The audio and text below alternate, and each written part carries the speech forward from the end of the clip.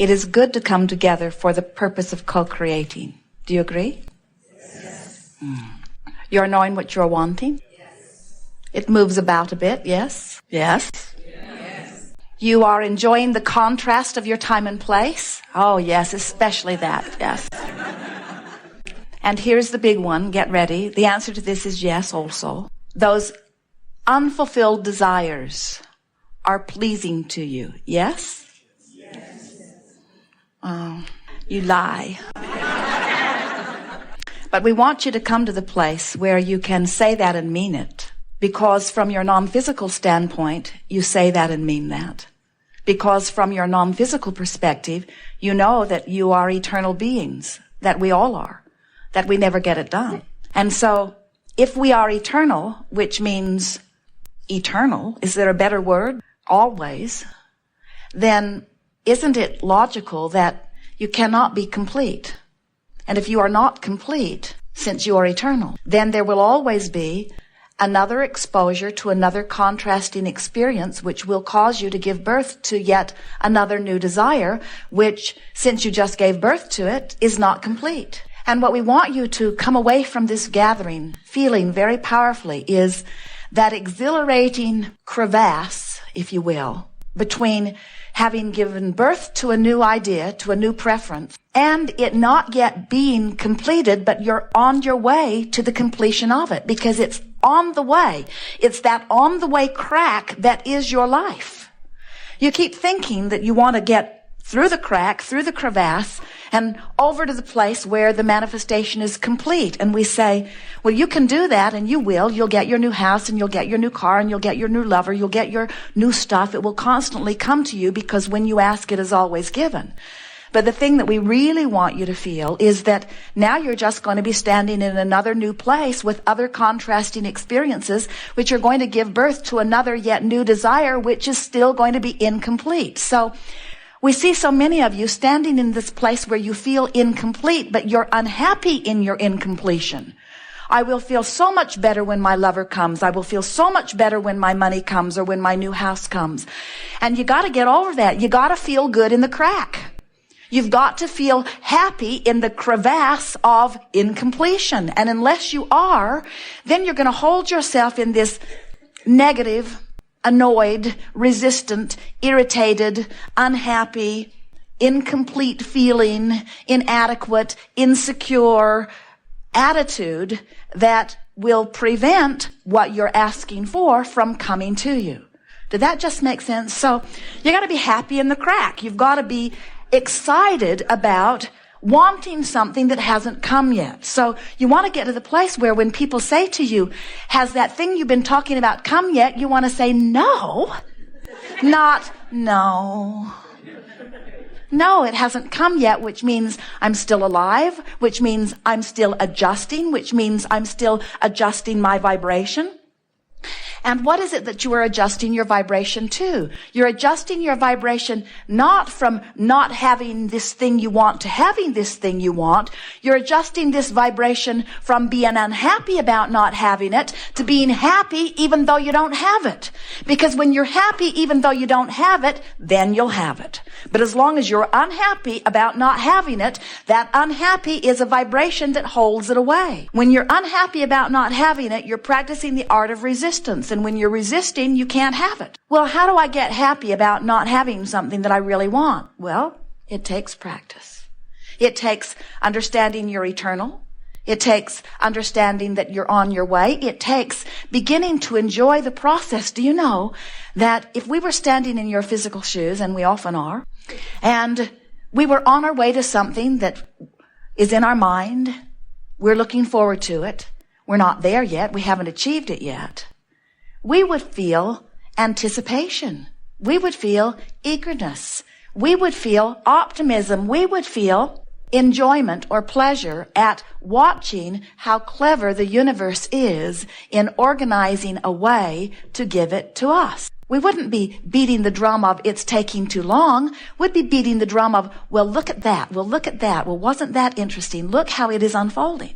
Because when you start beating the drum of, I'm happy in my incompletion, oh, things speed up so fast, you see. So when you ask, it is given every single time. And do you know that you ask not only with your words, not even necessarily with your words. You ask vibrationally as you move through life. So when someone's rude to you, without even knowing it, you're asking for people to be nicer to you.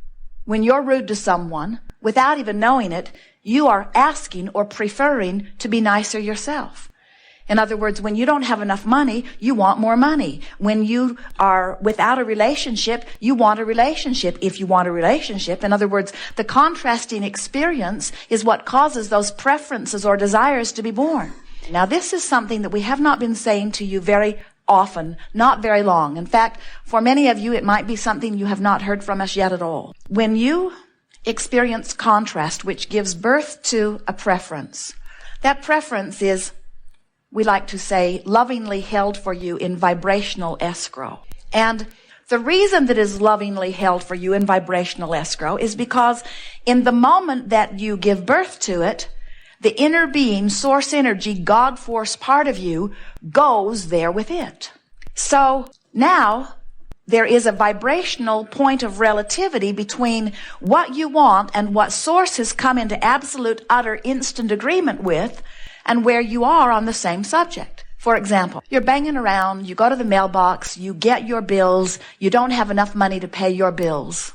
And in that annoying or even frightening moment, you give birth yet to another desire, I want more money. And in the moment that that happens, Source says, agreed, it's done, everything's in place. Vibrational escrow is yours. So now, it's your job to bring yourself into vibrational alignment with this money you're asking for and the vibrational agreement of source energy. So, Source is over here, confident, knowing, expecting, eager, passionate about the idea of your money coming. We have a party every time you ask for anything. And you're over here doing something. The question is, are you eager? If you are, then you're in alignment and there's no resistance between you and what you're asking for. And now, since there is no resistance, no separation, no contradiction in your vibration, you're now sending one strong signal, what your inner being knows you want, and you're right there with it. Now, you are practicing what we call the art of allowing. Step 1 is ask. You do that all day, every day. You can't help but do that. Step 2 is answer. Source has already answered. Source is over there holding your goods for you in vibrational escrow. Step 3 is you've got to become a vibrational match to what you're asking for. And as soon as you are, you will have full manifestation of it. So what we notice is more than 99% of every creation is complete vibrationally before you begin to see the physical evidence.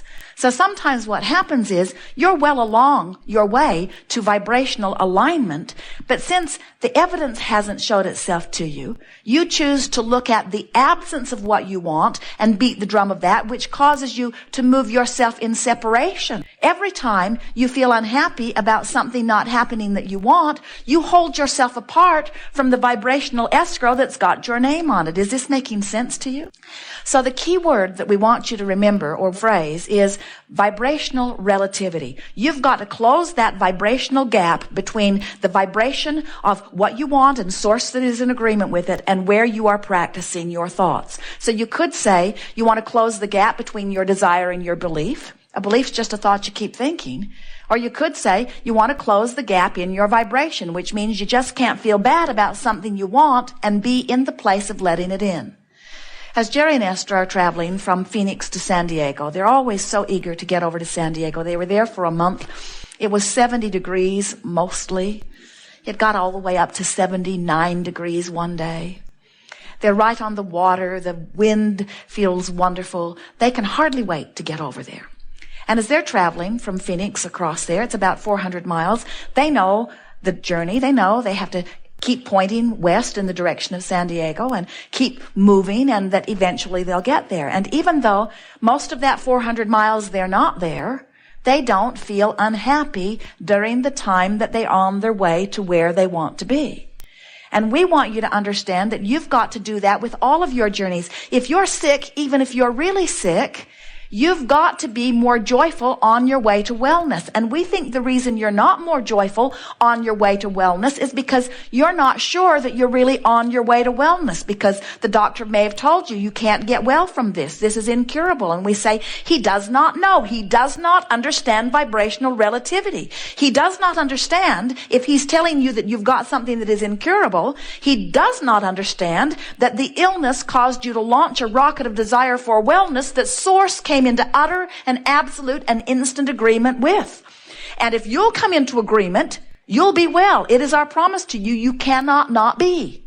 It is law. When you close that vibrational gap, you must have what you are now sending the one signal about, you see. But if you are standing in a place where you are sick, and you are on your way to wellness or trying to be pointed in that direction, what's happening with many of you is you haven't figured out how to quantify that journey. You can't tell whether you're headed toward wellness or away from it. Can you imagine Jerry and Esther getting halfway to San Diego in about Yuma, Arizona, and being so disappointed that they're not yet in San Diego that they get all disoriented and turn around and go back to Phoenix? So they just go Phoenix, Yuma, Phoenix, Yuma, Phoenix, Yuma, Phoenix, Yuma. And then they say, San Diego is incurable. It's an impossible quest. And we say, no, it isn't. Just point in the direction of it and keep going. Don't keep turning around and going in the opposite direction. Well, you say relative to their journey across the desert, that's ridiculous. Of course, they can tell which way to go. There are signposts. They know the way. But sometimes the way from sickness to wellness, or the way from not enough money to enough money, or the way from a rotten relationship to a wonderful relationship, you haven't figured out how to quantify your journey, because you're listening to that one over there and that one over there and that one over there and that one over there. And what we want you to do is leave here today being able to quantify every journey by understanding that when you want something, Source says yes to it and offers a strong signal that when you line up with, you feel good. How hard is that? Source is over here saying, we know what you want. We've been watching you. We've heard everything. And we're offering a signal about what you want. And you can tell by the way you feel when you're on bead with that signal or when you're not, which means when you're happy, on the trail. When you're appreciating, on the trail. When you're joyful, on the trail. When you're ornery, going the other way. When you're angry, going the other way. When you're afraid, going the other way. Good feeling is on the way. Not good feeling is not on the way. This is the way you quantify your journey, you see. So, Abraham, does that mean that I want more money and I've been asking for it? Lord knows I've been asking for it. For years I've been asking for it. And we say, we know, we've been hearing you. And you should see the pile of money that's lined up waiting for you. And the circumstances and events that have been arranged on your behalf. And then you say, but where is the money? I need the money now. And we say, as you beat that drum that makes you feel worse, you've turned around and you're going back to Phoenix. As you do your best to feel a little better, now you're on the way. This is the thing that you have been missing, that from now on you won't be missing. So this journey across whatever desert it is going to be fast for you. From now on, it is our promise to you. The thing that you have been missing is you cannot jump from fear or despair all the way into bright-eyed, bushy-tailed sunshine, lollipops, and roses appreciation. And when you try to do that, you fall in the ditch, because the vibration of fear of not having enough money and the vibration of exhilaration of having all the money in the world that you want are two very different vibrations. They feel really different. There's a huge vibrational difference. Now, you understand vibrational differences. You cannot set your radio dial on 6:30 a.m. and hear what's being broadcast from 98.7 FM. They're different frequencies. And your transmitter tuner has to match. In other words, the receiver and the transmitter have to be on the same frequency.